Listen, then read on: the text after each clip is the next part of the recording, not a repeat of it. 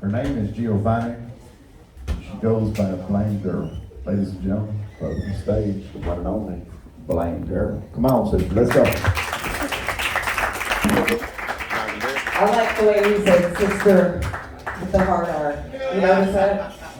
What is up, Casa Tiki? Yeah, it's good to be down here, you know? Casa Tiki.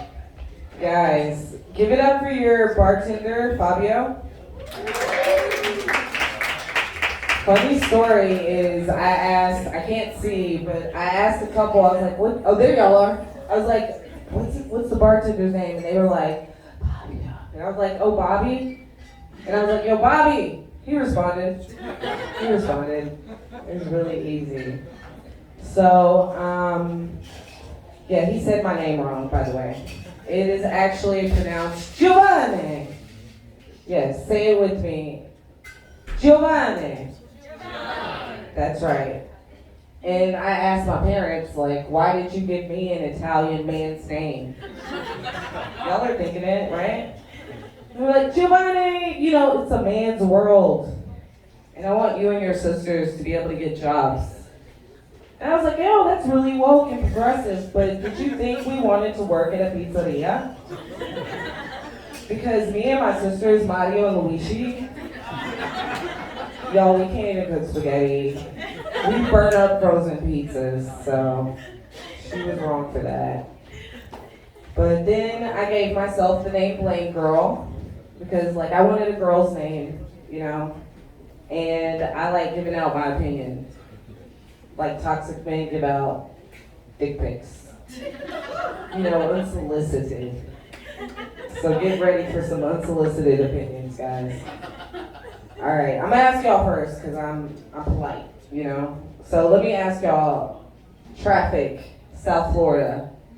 Who's to blame? Y'all that quiet? Y'all can't even answer questions? Come on. Traffic in South Florida, who's to blame? Stupid people? Okay, I didn't hear what you said, but you know who I blame? Rednecks.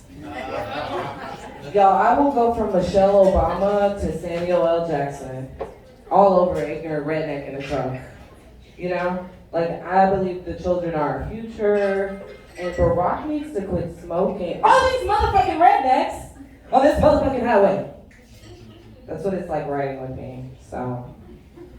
Yeah, I drove down here from Palm Beach Gardens, by the way. Y'all know where that's at? Yeah. Yes, you're welcome. I'm just kidding.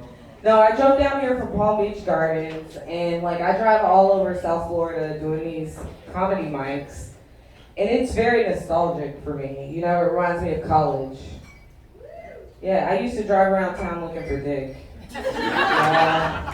And it would end the same way, you know, me with the black stick in my hand, and people laughing at me. Yeah. You're probably wondering, black stick, people laughing. It's what you're thinking. A dick and a dude laughed at me. I was bad at blowjobs when I first started. Any other girls bad at blowjobs when you first started? Yep. Y'all, I sucked it like a thumb, like, and you laughed at me like y'all are doing now. Great comedy material. So, but I learned how to give a mean blowjob. You know what I mean? Mean? Like first I'm gonna like grab your dick, right? Like I'm afraid. Like I'm on a roller coaster, but it's going downhill, and your dick is the rail. Tight, you know? And then I will grab those balls. Not cup them, I'll grab them. Like they're stress balls. You know? And I'm a stripper, but in a dry town. Like I'm an air control operator during 9/11. You know? Timely joke, right? And then I will ram your dick down my throat like I'm trying to sober up. I probably should, you know, if I'm giving a blowjob, but anyway. So, I know I sound like a good catch, right? It's weird. Dating's hard for me. You know? I think I pinpointed it, and I think it's because I am dating men. I see some ladies relate. Yeah. it's like I had this awesome lesbian personality. I just identify as straight. You know, I am like Young and May in these streets, but a handmaid's tale in the sheets. I like when his wife holds me down, you know what I'm saying? Some of y'all have seen it. All right. But like I said, I'm a good catch. I cook, I clean, I've got the wop. Yeah. I just hate yielding to male authorities. You know, I'll cook you dinner, but it's gonna be disrespectful. Like I might make you a small plate and call you names the whole time. I know I sound like a douchebag. And I kind of am. I'll admit, I'm trying to keep the same energy as these men out here, you know? I am, like, I learned it from them. I went out with this guy, and he kicked me out of bed on my birthday, y'all. For 2 girls. Yeah. And those bitches, Mario and Luigi, they can't handle Italian sausage like me. Just saying. So, let me ask y'all something. Have you ever fallen in love based on physical attraction? Nobody in the crowd. Come on. Nobody's fallen in love because they were hot. Yeah. Okay. So I fell in love based on physical attraction. And then when I was with them, they would like start making sad sounds when I was around them. And then they'd send me sad notes. And before I knew it, they made what I could only describe as like sad smells. Yeah. So, you know, I took my car to the dealership. I love that car. And they told me it was damaged beyond repair. And I kept it. Just like I do with my men when they're damaged beyond repair. You know what I'm saying? Yes. I keep those damaged men. Like, I'll put up with anything. I went out with this dude and he revealed himself as a flat earther on trivia night. On trivia night. And I thought we would travel like around the world. They don't believe in that, flat earthers. You know? But I kept dating him. I put up with anything. Like, at least he doesn't cheat, right? But I'd be lying to you if I didn't let you know that I fake being mad when my boyfriend gets a blowjob from another girl, you know? That's the one job I don't mind outsourcing. I'm not lying. Like, even if he cheats, at least he doesn't beat. That's a deal breaker. Unless it's BDSM. Have y'all ever done any BDSM out here in Miami? Okay. One person, that doesn't sound like believable, but okay. You know?